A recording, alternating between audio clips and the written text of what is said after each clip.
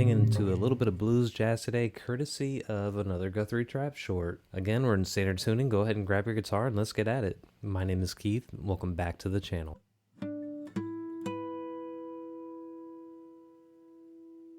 Alright, welcome back. Like I just said, we're going to be doing another Guthrie Trapp breakdown here, and before we get into the video, let's go through all of the shills. As always, all the tabs, charts, and diagrams are available for free via my Patreon. All you have to do is be a free member. And to my paid members, I want to send a sincere thank you to you. It keeps me motivated, and there are benefits to being a paid member. As a paid member, if you have any suggestions for videos, anything that you want me to do, you just shoot them along and it gets bumped up to the top of the list. But if Patreon isn't your thing, there's one more thing you could do. I have Sweetwater affiliate links. They're in the description. If you click on one of those links before making any of your gear purchases, then a tiny bit goes my way. With all that aside, let's go ahead and take a look at this short that displays Guthrie Trapp, showing a very brief glimpse into a blues jazz type of deal. We'll break it down right after. So when I go to play a solo for this style, I'm going to be down here. I want to get out of this lower rhythm area, and I want to get up to here to my notes I can use for playing lead.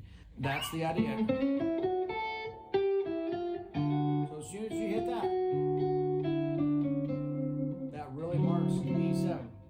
D7. Alright, so what he did there was kind of what I did in the introduction. Here is a brief overview. We'll go over the chords with the diagrams, we'll go over the tab, and we'll break it all down for you.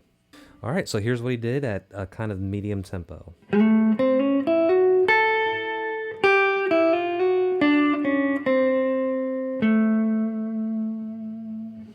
That's basically all he did, and we outlined a couple chords within that short. Again, the short is in the description if you want to watch that full thing through.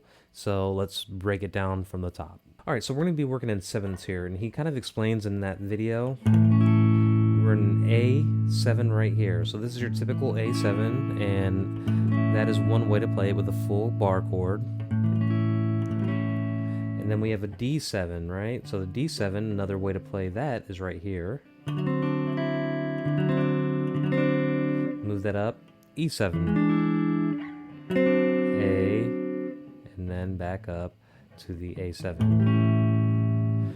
Alright, now what is a video of mine or of anybody's without talking about cage? So let's take a look at different ways to play these chords that is a little more jazzy. So instead of playing the A bar chord like this, we are going to kind of do it this way.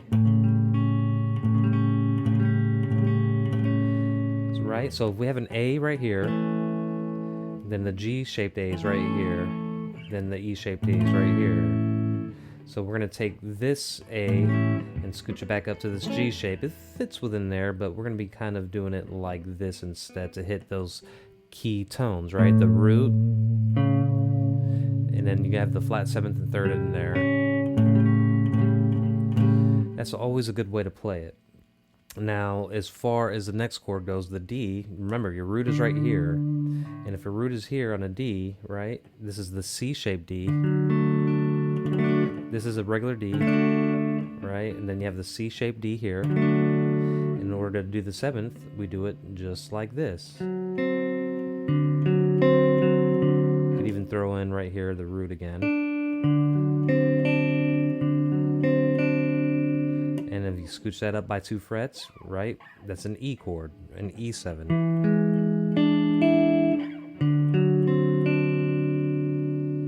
Then back up to that A.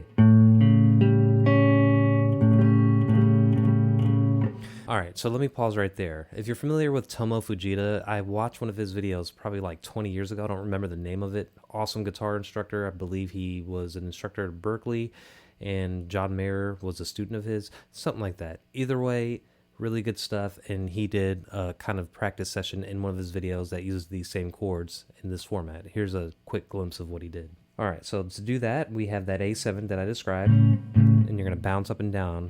2, 3, 4, 5, 6, 7, 8. Now we're going to go to that D. 3, 4, 5, 6, 7, 8. Now back to that A. 4, 5, 6, 7, 8. You could even throw that E in there, right?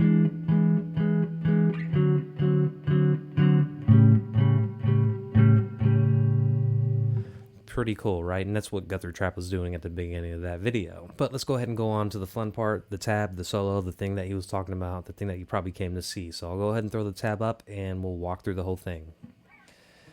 All right, so beginning with everything here, with this A chord, what we're doing is sliding up from, on the D string on the 5th fret to the 7th fret, and then on the G string, sliding up from the 5th to the 6th. So it's... and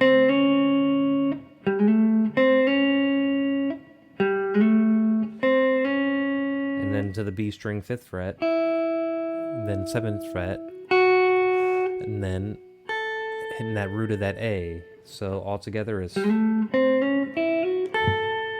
practice these in chunks, right? When you're doing these little solos,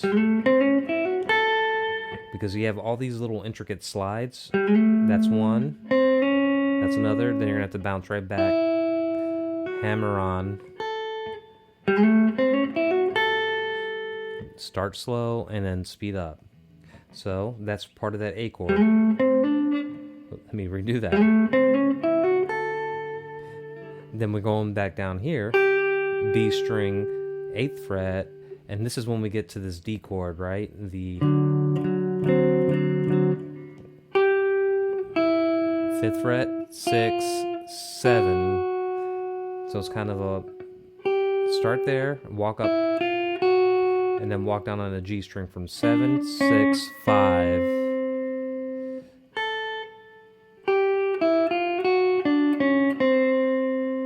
And that's part of that D chord. So all together, we have this A.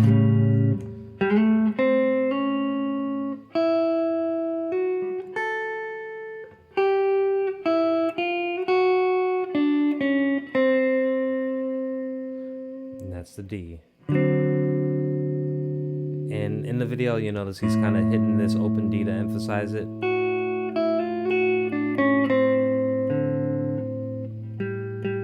Then I added a little bit of this to kind of round things out.